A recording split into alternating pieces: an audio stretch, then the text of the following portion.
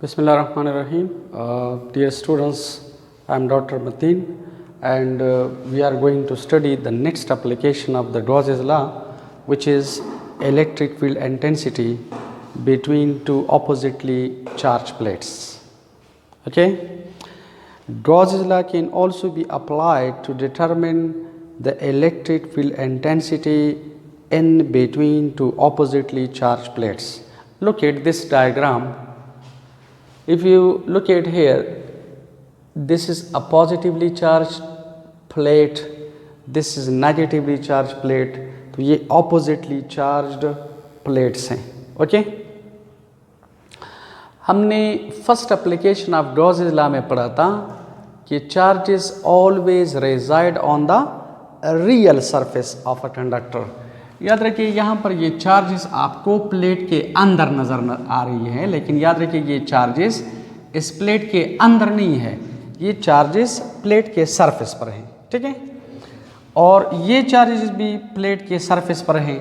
Now if you want to calculate the electric field intensity in between का मतलब है यहाँ पर यहाँ पर यहाँ पर यहाँ पर. ठीक है, आप कैलकुलेट करना चाहते हैं. For example if you want to calculate the electric field intensity 8 point P, तो आपको पता है पॉजिटिव चार्जेस के फील्ड का डायरेक्शन आउटवर्ड, नेगेटिव का इनवर्ड, तो इलेक्ट्रिक फील्ड इंटेंसिटी का ये डायरेक्शन है. इलेक्ट्रिक फील्ड इंटेंसिटी का ये डायरेक्शन है. आप लोग अगर गौर से देखें, क्यूब के कितने फेसेस होते हैं? 6. मसलन क्यूब मींस दिस रूम, तो इसके 6 फेसेस है, 1 2 3 4 5 6. ठीक है, देखिए इस फेस का पैरेलल वो है, इस फेस का पैरेलल वो है, ये जो टॉप वाला सरफेस है इसका पैरेलल बॉटम वाला सरफेस है. तो क्यूब के 6 फेसेस होते हैं, लेकिन गौर से देखें.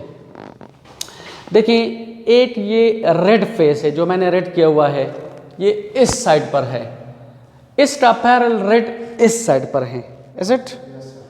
और ये जो ग्रीन है ये भी 2 है, इसका एक इस साइड पर है, एक इनटू द बोर्ड है, एक आउट ऑफ द बोर्ड है, एक इनटू द बोर्ड है जो आपको नज़र नहीं आ रहा. और ये जो मैंने वाइट छोड़े हैं ये अपर वाला वो है सरफेस, और ये नीचे वाला है, बॉटम वाला है. सो और please remember this is a Gaussian box. Gaussian box का मतलब है this is an imaginary box. तो प्लीज़ रिमेंबर इस इमेजिनरी बॉक्स का ये जो अपर वाला सरफेस है S2, ये S2 बिल्कुल इस प्लेट के अंदर है. अंदर क्यों है? क्योंकि दिस इज इमेजिनरी. आप इसे जिधर भी लेना चाहते हैं यू कैन टेक इट. तो ये जो सरफेस है ये हमने अंदर लिया हुआ है. क्यों अंदर लिया हुआ है? ताकि ये चार्जेस को इनक्लोज करें, क्योंकि अगर ये क्लोज्ड सरफेस चार्जेस को इनक्लोज करता है तो you will be able to apply the Gauss's law, otherwise ना. क्योंकि गॉसेस लॉ में हमने पढ़ा था कि this law states that the electric flux passing through any closed surface is equal to 1 over epsilon naught times the charge enclosed. अगर charge को enclose नहीं करता you are not able to apply the Gauss's law. तो therefore ये अपर वाला जो surface है ये इस कंडक्टर के इस पॉजिटिव कंडक्टिंग प्लेट के अंदर है, ये इधर है, ये इधर है. और ये जो ग्रीन आपको नज़र आ रहा है इसका एक सरफेस ये है, एक इनटू, और आप देखें ये जो आपको वाइट नज़र आ रहा है दिस इज द बॉटम. तो याद रखिए मैकेनिज्म इज द सेम. सबसे पहले I will calculate the electric flux due to surface S1 जो बॉटम वाला है, फिर जो S2 है टॉप वाला, और फिर बाकी जो चारों हैं इनकी वजह से जो कंट्रीब्यूट नहीं करते हैं. I will add the total flux, यानी इन तमाम फ्लक्सेस को I will add together. I'll get the total flux according to the definition and then we will apply the Gauss's law. दोनों को कंपेयर करेंगे, इलेक्ट्रिक फील्ड इंटेंसिटी आ जाएगी. सबसे पहले I'll calculate the electric flux due to the bottom surface, then the top, और बाकी जो 4 रहते हैं ये कंट्रीब्यूट नहीं करते. नाउ यू विल सी, आप इन तमाम फ्लक्सेस को अगर ऐड करें you will get the total flux leaving from this Gaussian box according to the definition. And then I'll apply the Gauss's law. दोनों को कंपेयर करेंगे जिस तरह हमने पहले किया था, and we will get the electric field intensity in between two oppositely charged plates. याद रखिए यहाँ पर we are not able to apply the Coulomb law because this is a sheet, this is another sheet, finite sheets हैं. इनके दरमियान अगर आप intensity calculate करना चाहते हैं तो we can apply the Gauss's law, we are not able to apply the Coulomb's law. Okay, अच्छा अब गौर से देखें. ये जो प्लेट है आपको बोर्ड पे नज़र आ रही है, सही नज़र नहीं आ रही क्योंकि मैंने प्लेन में बनाए हैं, लेकिन look it is like this. देखें, इट इज़ लाइक दिस. ये इस तरह है. मसलन ये अपर वाला वो है प्लेट है, ठीक है. तो यहाँ पर पॉजिटिव चार्जेस हैं, क्लियर. तो पॉजिटिव चार्जेस की फील्ड का डायरेक्शन आउटवर्ड. हमने फर्स्ट एप्लीकेशन में पढ़ा था कि excess charge surplus charge always reside on the real surface. तो याद रखिए जो पॉजिटिव चार्जेस है वो इस कंडक्टिंग प्लेट के इनर सरफेस पर हैं, और अगर ये दूसरी प्लेट है तो इस पर नेगेटिव हैं. और देखिए positive charges are attracted by the negative, negative charges are attracted by positive, ठीक है. इसी वजह से ये जो नेगेटिव चार्जेस है ये भी इनर सरफेस पर हैं और जो पॉजिटिव चार्जेस है वो भी इनर सरफेस पर हैं. अब अगर यहाँ पर पॉजिटिव चार्जेस हैं और या नीचे फॉर एग्जांपल इधर नेगेटिव चार्जेस हैं, तो आपको पता है पॉजिटिव चार्जेस की फील्ड का डायरेक्शन आउटवर्ड, नेगेटिव का इनवर्ड. तो इलेक्ट्रिक फील्ड का ये डायरेक्शन है. एंड हमारा एम क्या है, मकसद क्या है, we want to calculate the electric field in between these two oppositely charge plates. Now look at, in this case we are going to consider a Gaussian box. Gaussian box क्यों consider करते हैं? क्योंकि इससे पहले lecture में हमने Gaussian cylinder consider किया था. आप इधर भी सिलेंडर ले सकते हैं, लेकिन हम गॉसियन बॉक्स इसी वजह से लेते हैं कि गॉसेस लॉ में हमने पढ़ा था कि this law is applicable to any close surface, geometry पर डिपेंड नहीं करता. तो हम भी थोड़े से नखरे करते हैं, कभी बॉक्स लेते हैं, कभी ठीक है सिलेंडर लेते हैं, कभी और ठीक है वगैरह वगैरह. अब गौर से देखो, ये हमारे पास अगर पॉजिटिव प्लेट है and this is a box, ठीक है, नजर आ रहे हैं, शाबाश, नजर आ रहे हैं.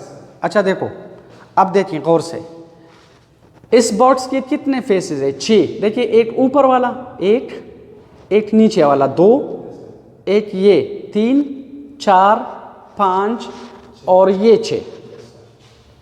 Look at the mechanism. ये जो नीचे वाला सरफेस है, ये वाला सरफेस है, ये वाला. अब देखिए इस सरफेस का नॉर्मल क्या है? नीचे. इसका नॉर्मल नीचे है, is it? Electric field intensity का डायरेक्शन भी नीचे है. तो इस सरफेस, ये जो नीचे वाला है, इस सरफेस और इंटेंसिटी के दरमियान जो एंगल है, इसके वेक्टर एरिया और इंटेंसिटी के दरमियान जो एंगल है दैट इज 0. तो it contributes to the flux. अच्छा, जो ऊपर वाला सरफेस है ये इस प्लेट के अंदर है, और हमने फर्स्ट एप्लीकेशन में पढ़ा था कि किसी भी कंडक्टर के अंदर इंटेंसिटी क्या होती है? 0. Electric field lines can't penetrate inside a conductor. तो आप देखिए ऊपर वाला जो फेस है ये वाला, यहाँ पर याद रखें, तो देखिए ये जो नीचे वाला सरफेस है इसका नॉर्मल नीचे है, इंटेंसिटी भी नीचे है, they are parallel. So this surface contributes to flux. ऊपर वाला जो सरफेस है, ये सरफेस इस कंडक्टिंग प्लेट के अंदर है. तो याद रखिए अंदर इंटेंसिटी क्या होती है? 0. तो ये फ्लक्स को कंट्रीब्यूट नहीं करता. बाकी कितने रह गए? 4 फेसेस. इन चारों के जो नॉर्मल्स हैं, देखिए इसका नॉर्मल इस डायरेक्शन में है, ई नीचे है, एंगल इज 90. इसका नॉर्मल इस डायरेक्शन में है, ई नीचे है, एंगल इज 90. इसका नॉर्मल इस डायरेक्शन में, ई नीचे, इसका नॉर्मल इस डायरेक्शन में, ई नीचे. तो ये जो 4 सरफेसेस हैं, their normals are perpendicular to E. The angle is 90. They don't contribute to flux.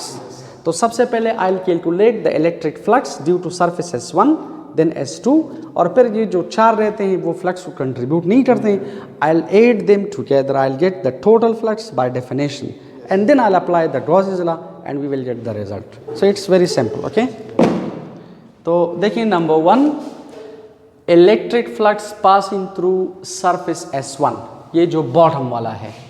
तो देखो बॉटम वाला जो सरफेस है, इस सरफेस का, ये जो वाइट आपको नजर आ रहे हैं, इसका नॉर्मल नीचे है और इंटेंसिटी भी नीचे है, ई भी नीचे है, तो दे आर पैरेलल। तो याद रखिए इस केस में the electric flux is written like this, E dot A. So this is electric flux is E A cos theta. यहाँ पर एंगल क्या है? 0. Cos 0 is 1. So this electric flux is EA. Now number 2. Number 2 है electric flux passing through surface S2.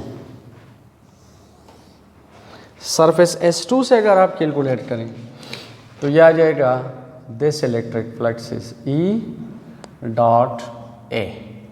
This is number 2. लेकिन याद रखिए this can be written as E A cos theta. लेकिन देखिए ये जो सरफेस है S2, ये कंडक्टिंग प्लेट के अंदर है, तो E इज इक्वल टू 0। आप यहां पर रीजन लिख सकते हैं because surface S2 lies inside the conducting plate.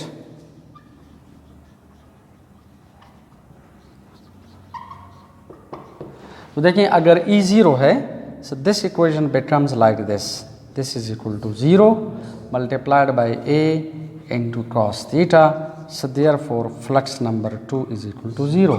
Equation number 2. सही है? अब ये साफ करो।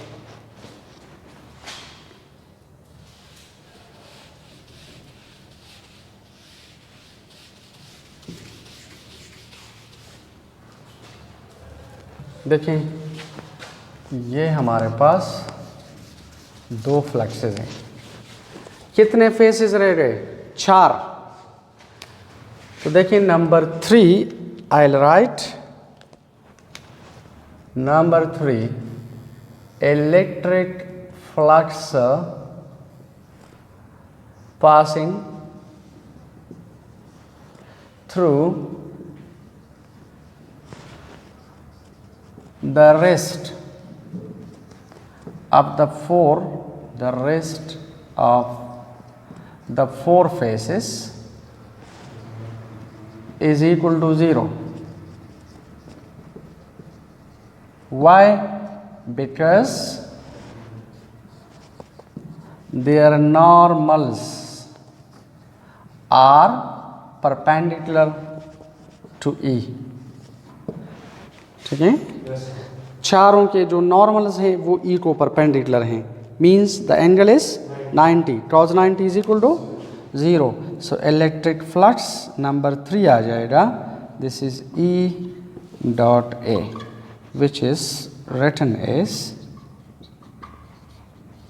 cos theta.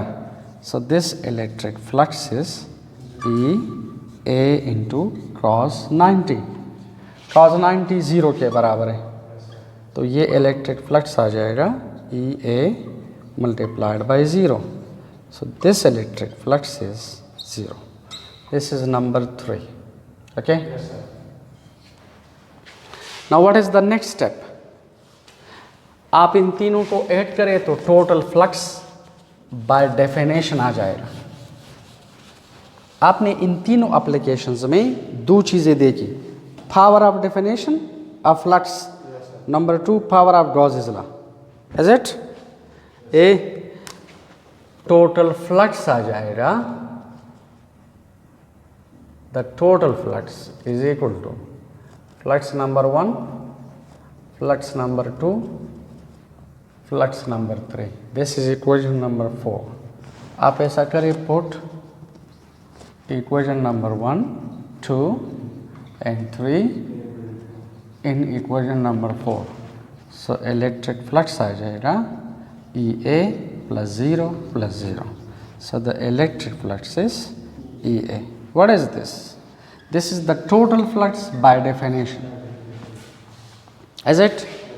Now applying the Gauss's law. Applying Gauss's law, because we study applications of Gauss's law. Okay.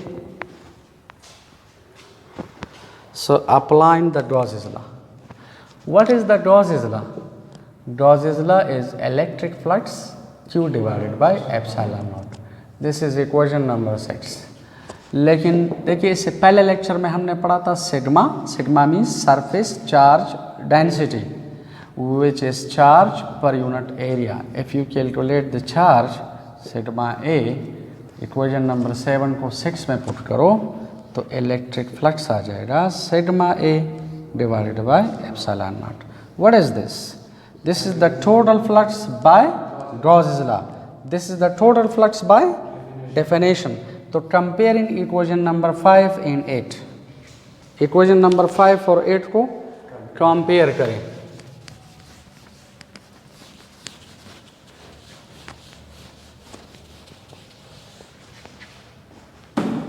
देखिए कंपेयर करें तो here E A is equal to sigma A divided by epsilon not.